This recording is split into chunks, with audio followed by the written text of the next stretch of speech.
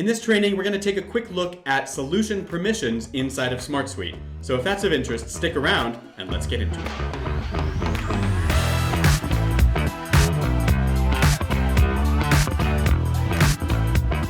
Now, in order to have access to solution permissions in SmartSuite, you obviously must have the ability to administer permissions.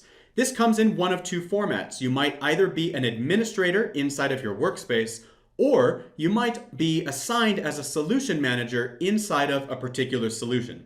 Either way, if you have that level of permission inside of your SmartSuite account, you will be able to grant permission to others inside of solutions. So let's take a look at how that works. First, inside of the solution for which you have this level of permission, you must select up here at the top, come on down to Permissions, and click here.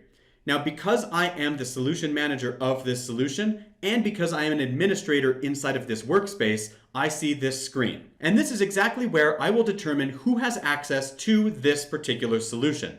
At present, you can see that all members of my team, all members who have access to my workspace, also have full access to this particular solution. But I don't have to allow them to see it if I don't want to. I can make the decision to only grant access to specific teams within our workspace. So for example, I have everyone, project managers, and editing teams. I can make a selection here and say, only project managers are going to have that capability. And that way, anybody who's assigned to the project manager's team inside of my SmartSuite account will then have access to this particular solution and no one else. Alternatively, I can also go to advanced permissions here.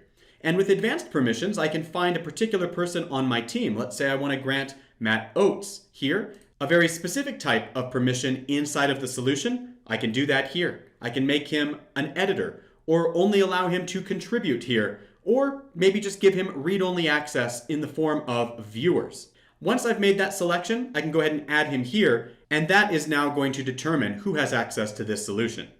It's really important to note that solution permissions inside of SmartSuite are optimistic, meaning that if someone has been assigned permissions at different levels within a solution, well, whatever the highest level of permission granted is, that is the level of permission they will have. For example, if they are assigned to a team and that team has read-only access, but then the individual is granted full access and editing capabilities inside of the solution, the optimistic approach means that the editing permissions that were granted to the individual will supersede the read-only permissions granted to that individual on a team.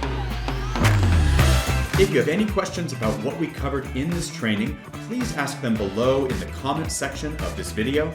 And until then, we'll see you in the next training.